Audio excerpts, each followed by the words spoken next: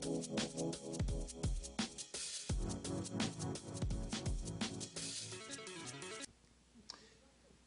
Monday morning. It is May the 2nd, 2011. Scott Spears along with you on the exchange, joined by my good pals Charlie Evers, Marianne Michaels, and Fritz the Night Owl. And we're going to show you a face, a blast from the past here in just a second, who's got Marion ties, certainly ties to Upper Sandusky, and ties to Fritz the Night Owl. So we're going to have a lot of fun with that this week, sitting in as a guest host. Before we do any of that, though, we want to make sure to mention our sponsors, as the exchange is brought to you by the Ohio Neck and Back Pain Relief Center, Scott M. Gray, D.C., across from the Marion Center between TSC and Kroger. For further information, dial 740-386-6580. Night Owl Theater, located on the net at www.fritzlives.com. For further information, email nightowltv@yahoo.com. And that's NITEOWLTV@yahoo.com. And by Bucyrus Placemats. To put an ad in, call Wayne Flider at 419-562-8473, located at 116 Wayne Avenue in Bucyrus, Ohio. You can get them on the net at www.bucyrusplacemats.com, and we certainly thank them all. As we do each and every day, we're going to start off this Monday by going to our good friend Charlie Evers for this day in history. Well, a long time ago, a couple of years before I was born, Jack Benny began his radio series. That was 1932, Jack Benny. In 2003, President Bush made the famous statement, "Mission accomplished." He did that on the deck of the USS Abraham Lincoln. That was 2003. But I think one of the most notable things, J. Fred Coots was born in 1897. You might say, J. Fred Coots, who's he? He wrote Santa Claus Is Coming to Town. I know J. Fred Monk was the monkey on the Today Show. Well, this guy wasn't a monkey. No, was he named was J. Fred Monk named for him? Yes. He was? Oh, yeah, he was. Wonder really. why? Because he wrote another song. the monkey or the guy wrote another song? Both of them. And it all happened on May the 2nd. Yes, at least. We're going to move on as we do each and every day, because you know what? If you don't have plans tonight, I can give you something to do. Well, actually, I can't, but there's somebody who can. He's Fritz the Night Owl, and he's got our flick pick of the day. Fritz? Thank you, Scott. Once we transcend the boundaries of time and space, I take you back to 1951. We had fun in 51. The movie was a Bob Hope movie, one of his best, called The Lemon Drop Kid. And again, it's a movie that holds up well even in the 21st century, even though it goes back to 1951. Kind of a Damon Runyon-esque kind of thing. Actually, Damon Runyon had something to do with the writing of this.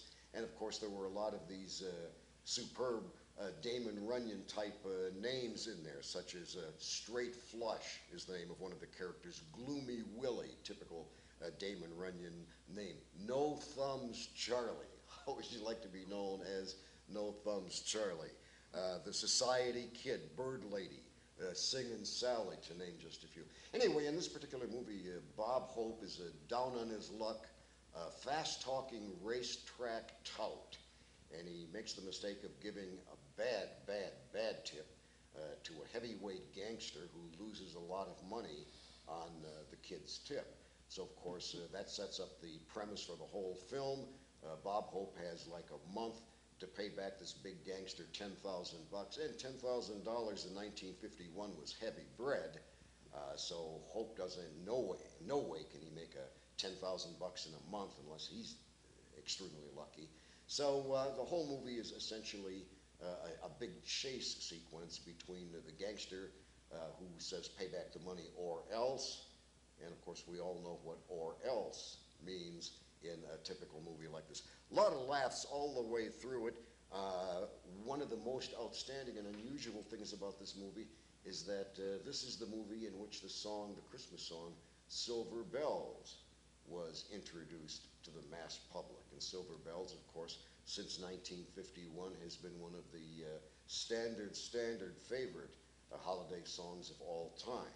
Goes back to 1951, introduced by Bob Hope in The Lemon Drop Kid. One of Hope's very, very best pictures. And of course, Bob Hope, there were tons of super Bob Hope comedies, this being one of them. Lemon Drop Kid, Damon Runyon, 1951. You get a lot of laughs out of it then, a lot of laughs out of it now. The Lemon Drop Kid. There's never been a Bob Hope movie, whether it was the Road Pictures, whether it was the big broadcast of 1938, that I didn't like. They were sometimes hokey movies, but I loved Bob Hope movies. I love Bob Hope. Anything he did was great. Now the camera panned there over to Fritz, and it was a little bit of deja vu on the screen, because of course the man from Upper Sandusky and the man from, who spent some time here in Marion, and of course at WBNS with Fritz, Dave Kaler's along with us today. That's a pleasure. Dave, thank you so much. Thank you very much. This is cool. Was it a little bit of deja vu hearing Fritz do a movie review there? Just the minute he started out with that great voice of his, you know, because when I went to Channel 10 in 1980, Fritz was just still working live booth then, right? Yeah. Yeah, we still had live booth announcers then, and so Fritz worked the night shift, and we were all there together when he started out there. But not only that, the movie, yeah, when I was in college, I used to listen to him too in the Night Owl Theater. I helped warp his mind when he was a child. Yeah, he did a pretty good job at that too. Now I thought, let's start this up. You guys worked together for what, 11 years? Fritz yeah. left Yeah. in 91. Do you have a story about Dave, Fritz? Remembrances? Dave was very, very well respected and well behaved. As far as I See? can't think of any, Trying to get something any where you- scandalous behavior on the part of Dave Kaler. We always had a good time together. Of course, he was working in the newsroom and I was in the booth. So we'd see each other when he would be taking a break and we'd get together for coffee or, you know, before the show or after the show. No, Mr. Kaler's behavior was above reproach. How I wish good- I really had a nice scandal to lay on you right Yeah, now. I didn't. I was pretty straight laced. Of course, you had to be. I mean, you have to be. I mean, if you're in the public eye, you can't go around. Although a lot of people do today. I mean, and I think they probably always did. It's just we got the internet that Yeah. and all these bloggers that this guy or this gal does this or that and the other thing. But no, I was I was born in a conservative family in Upper Sandusky, Ohio. I mean, Wyandotte County. You can't get more conservative than that. So. Tell us about Fritz. What was it like working with him? How good was he at what he did? Oh, he was fantastic. And every time that I went out, that was the first thing they'd say, "Do you ever see Fritz the Night Owl?" Because the theater was still going on at the Right. Night Owl Theater was still going on. It was a great institution at the time, and he was fantastic. He'd stroll in the newsroom and go back and get some tapes, and then come back and go back to the women. He'd get some more audio tapes, and then he'd come back and they'd work on that. That's right. Part of the job was I had to pre-record Right. on audio tape all of the announcements that would run the next day. And if somebody was substituting for somebody on the news team, I would have to make like a new news intro saying, tonight sitting in for Dave Kaler is Bob Orr or something like that. Yeah. And so I would, those studios were right in the corner of the newsroom. So I was schlepping tapes, audio carts back and forth and copy back and forth there to just read these things off and give them numbers and go through the procedure there. They talk a lot about guys in newsrooms, ladies in newsrooms, kind of being the quirkiest guys at the station off the air. In your guys' tenure, 11 years there together, who was quirky? What about people like, who was Tom Ryan, Flippo the Clown? Well, Flippo was on all the time. Tom was pretty straight-laced. Who was the sportscaster after Lee Velicities? Clytenic. Stu No. Clytenic? Stu, was he the one that would talk about you can't date my daughter on the air? Oh, no, that's Gary Radnich. Gary Radnich. Gary Radnich, and Gary is doing very, very well. He's made a name for himself in San Francisco. Works both television and radio. He does a radio 3-hour show in the morning, and then does the 6 and 11 o'clock sports at night. And you can stream him. I listen to him about 2 or 3 times a month on KNBR at 680. Is he still as wild as? And he still uses the same lines. Okay. And I wrote him an email about a year and a half ago. I said, "Gary, you're still using the same lines. Come on, get over this." But he's doing very, very well. Very, very popular. Has all the exclusive interviews with the Giants, the 49ers. He's very well entrenched in the community of San Francisco, and he's really, really done well. Yeah, Gary is. I remember one story about Gary Radnich, and I think, I don't make you remember this, but he came in about a month after he was there. He said, "Well, I should lead with Ohio State sports, but who cares about Ohio State?" Right. Now, this is how sharp he was, all right? Who cares about Ohio State? Well, the phones rang off the hook. The sales manager's on his rear end the next day. I mean, the whole thing. But Gary knew in order, if he was gonna have to entrench Jimmy Crumb's audience somewhere, get some attention somewhere, and you worked with Jimmy. Yes. Get in, and he had to do something outlandish. And that's what he did, and that was the beginning at Channel 10. You know, Dave, you're talking about him doing very well. There are quite a lot of men and women who were in the Columbus market that have gone Yeah, on yeah. to the networks. Well, I Bob- mean, Bob Orr Bob was Orr one, is one, yes. Erin Moriarty. The black girl who came from Worthington, she was like the new- Dana? Dana Dana, Tyler. Dana Sure, Tyler's on yes. in New York City. WCBS, Yes. yes.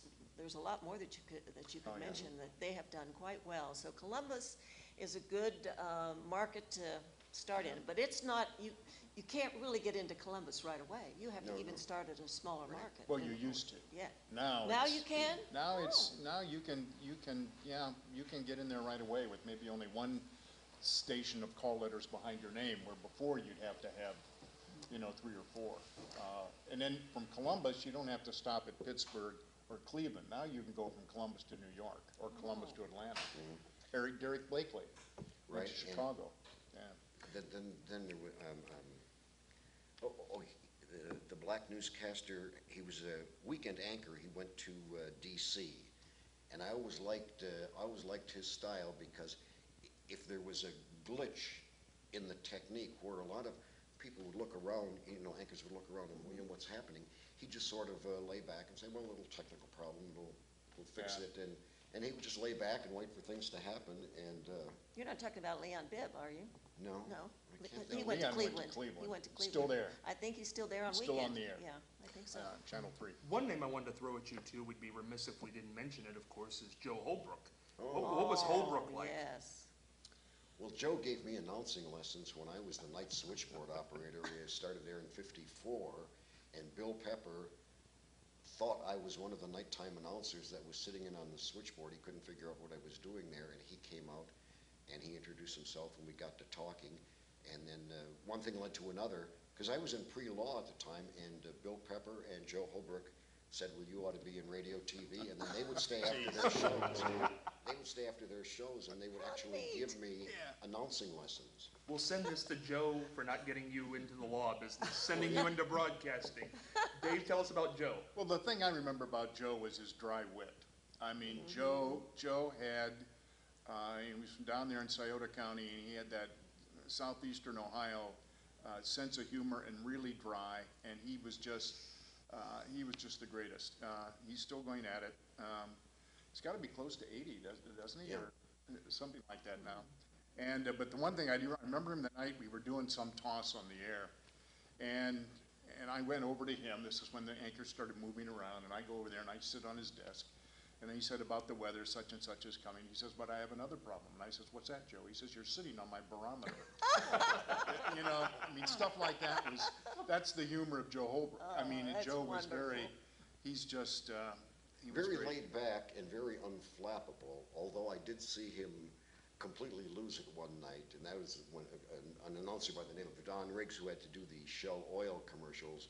Joe was doing his weather forecast, and Don Riggs goes out on the sound block, and he comes back in with just his shorts and his little Shell bow tie and his Shell hat on, and Joe was, doing something or other, and he turned around and he sees Riggs standing by the camera, and he just loses it, laughs. And Joe, of course, in those days, it was kind of like a game. It was all right to break up the newscaster or the booth announcer or Well, somebody. people like that. Yeah, They but like to now watch it became a no-no. Oh, Because there was one newscaster who made it his goal in life to break me up when I was doing the closing of the news. And he did it accidentally the first time. He closed with this really bizarro, funny story. And then they flip it to me in the booth to close out the news, and I'm just laughing my can off. It was Lou Forrest. And so then Lou Forrest made it a challenge to find the most outrageous, funny stories just so he could make me laugh. And so upper management found no humor in this, No. and that's when we started to pre-record the opens and the closes. I think Lou ended up somewhere overseas now. I think he's doing something. Yeah, the last I heard, Louis is he's over in England and is in public relations for some small university or college oh, over there. neat. Some, He was with the Turner Classic News for a while, too. yeah, Yeah. yeah. But in this business, you travel around a lot.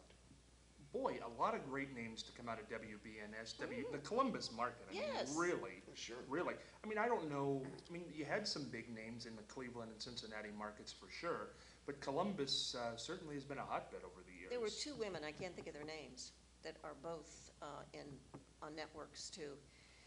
Well, Faith Daniels was one. Yeah, Faith, right. Faith Daniels, but there, no. At NBC. There was somebody from Channel 6, I remember. I can't think of her name, but, I mean, you just can go down a whole list of people A lot of people who've have done well. gone. We'll throw out a current event here. We have a little bit of time left on this Monday, May the 2nd. Last Friday, the royal wedding happened, and I thought the most interesting thing about this was, did you know on the carriage ride to the ceremony that there was somebody specifically given the task of being bullet catcher for Prince William? How would you like that job, Marianne? Bullet catcher. Wow. How do you sign up for that? I don't know. Well, here's the other thing about it. Kate didn't have one. Kate doesn't have a bullet catcher. What exactly is a bullet catcher? You mean an actual from a gun? Is that what you're talking about, or is this something I don't know what else bullets come from. I'm going to say bullets from a gun, Marianne. Charlie, what do you think of a bullet catcher? Yes, I'm sure if you don't wear armor, then you have to have a human bullet catcher. Wow. That's Would- what he is. Would you be willing to do it, though? For a price. Really? Well, the guy that, when Reagan was shot, I forget, the guy that got, the Secret Service man that got shot, they've named, I believe, a law after him. He's still, I think, paralyzed in Oh, a Baker. bad yes, shape. that's, What was his Ba- name? Baker? yes. Yeah. He still has a speech problem. Right. Right. But it's an interesting thing. Did everybody get into the royal wedding stuff? Because I remember when Diana Diana. married, that people got up at 4 o'clock in the morning to watch this.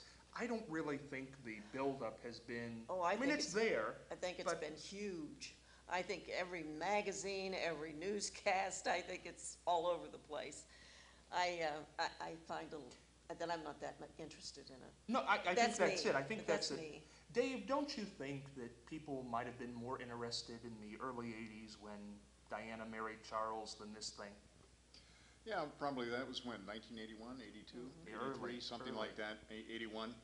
Maybe so, but I think part of the interest there is from the standpoint that they weren't deluged with all this other information. You didn't have the internet. You didn't have any of that where you get all this information day in and day out. I mean, from the day that they were engaged, then you got all these stories building, and so by the time it comes, it's not that big a deal. And at that time, for the networks to cover it, such as ABC, NBC, and CBS were the only three at that time, I think that, they put all of their resources into that situation. The internet's changed a great deal about how people look at things, and you get up at 4 o'clock in the morning if you want to see it live, right? But chances are somebody's going to stream it on an internet. So you come home in the afternoon, you go See to it. work. You don't want to watch Friday night television or something, so you turn it on, or you put on your DVR. I do think it's quite unique because nobody does it like the Brits. Oh. That's true. They really do, in keeping their tradition, and we kind of laugh at that tradition, but each country has a huge tradition, and that is the monarchy is big, although it's not as powerful naturally as it was. What do you think the internet in general, because we're right on the heels of the Obama birther scandal, we're on the heels of the royal wedding, a lot of things going on that people used to have to sit down and know the facts on and pay attention to, but you can start something on the internet and bam, it's everywhere. And a lot of it is false. That's what is yeah. sad. I mean, there are out and out lies put over the internet about various politicians, and I think and people accept it as truth.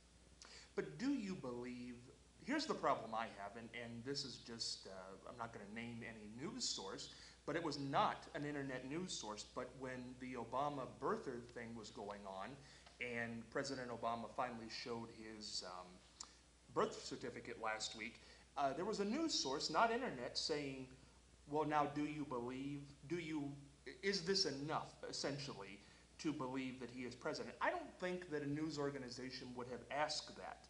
I think the news organizations themselves on television, newspapers, radios are not as into the truth as maybe they were 25, 30 years ago. What do you think, Fritz? Oh, I think that the networks and the reliable sources are still as much into the truth as they were. Sure. It I would do be too. against their interests for them to be caught in a purposely untrue story. That is one that they knew was untrue, and they reported it anyway.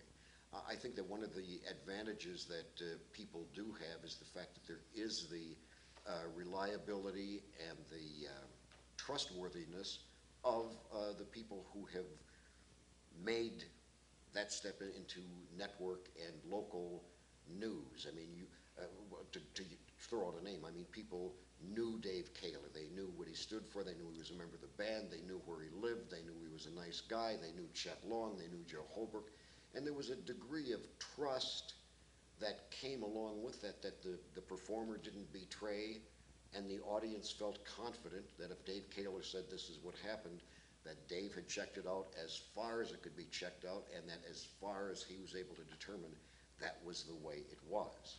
Well, let me dial this back for And I a think second. the audience accepts that. Well, I guess what I wanted to say there was, just because it's on television, it's fact. I'm talking, people will tell you Fox News, MSNBC, that's the news.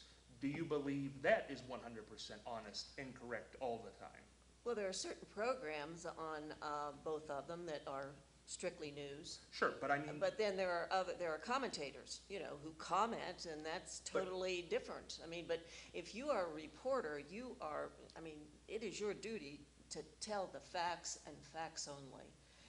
And if you give your opinion, then I think that you could be fired, couldn't you? I think that in a way that even a legit reporter, if he's got a preconceived agenda, can give you the facts, but maybe leave out some Certain things. relative Yeah. things that would change the color or the tone or the thrust of the story. They're still telling you the truth, but it ain't the whole truth, nothing but the truth, so help me God. well, I think that's the difference. Now, I think there were news organizations that prided themselves in being the news. The networks are called Fox News, MSNBC News. They call themselves that, and they don't come on at 9 o'clock, either one of them, and say, this is opinion, these are commentators. They bask it in the news, that this is the news. Don't you think so, Dave? Here's the problem. First of all, there's two answers to that question. Number one, when you talk about MSNBC, Fox, you talk about one having their form of news, Fox News having their form of news. The bottom line is you had that historically in newspapers. The Dispatch was conservative, the Citizen Journal was somewhat liberal. So about having it, but the media having agendas, that's I don't think that's the issue. The issue is they have so much time to fill, and when they have so much time to fill, and you know, they're starting to report rumors, which we never did, right, Fritz? Right. Rumors were never, you couldn't even report, you heard something on the police radios. They'd say there's a wreck at 95 and 98, or here in Marion, or something like that. You had to call them to find out whether, you couldn't go on the air and say, well, according to police radios, this is what we have going. That wasn't the case. Well, now they do all of that, and now they do it with pictures. You're feeding a beast that's 24 hours of just, they have so much time to fill. I agree with Mary Ann. The news shows at MSNBC and Fox are basically news. But then you get into Hannity and Combs, or you get into Keith Olbermann, you get into all that other Right. aspect of that. Then it becomes something else, and I don't pay much attention to whether it's it's opinion to me. So I mean, it's just like the editorial pages or the op-ed pages. Yes. It doesn't affect me that they're not legit. I think they are. I think they all want to get it. You know? I guess that's not the one that I'm having the trouble with, is the big primetime whopper opinion shows. I think it's sometimes the morning programs on these cable networks, I think sometimes skew a little bit to their own agenda more than the Today Show or CBS Early Show or Good Morning America might. Yeah, but see, I don't look at them as news shows. But I think people do. I think You know, that's, and right now, in our society, in our lifetime of what we're doing right now, those morning shows are nothing more than radio on TV. They're not a sit-down newscast anymore. In fact, probably the only sit-down newscast left is 11 o'clock at night.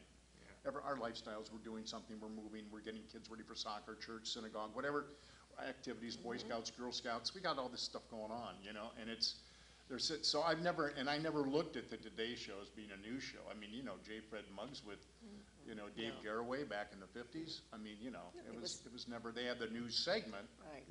that they read the news, but then there's all this news you need to know stuff, It's- which it- I really don't know if I need to know it or not. Well, I think you're right, and that's the time to fill thing too. Well, the morning shows always had more time than the network news, of but course. look at the people who've graduated from the morning shows to the Sure. network news. Charles Gibson, Diane Sawyer, Katie Couric, and there's something to talk about there. This Monday, the time is up. We want to let you know if you want to get in touch with us, you can do that on Facebook under The Exchange Marion. Charlie, you'll be allowed to talk tomorrow, I think. Oh, You'll be in on the okay. conversation. Sorry. Dave will be back with us tomorrow. We'll see you on Tuesday.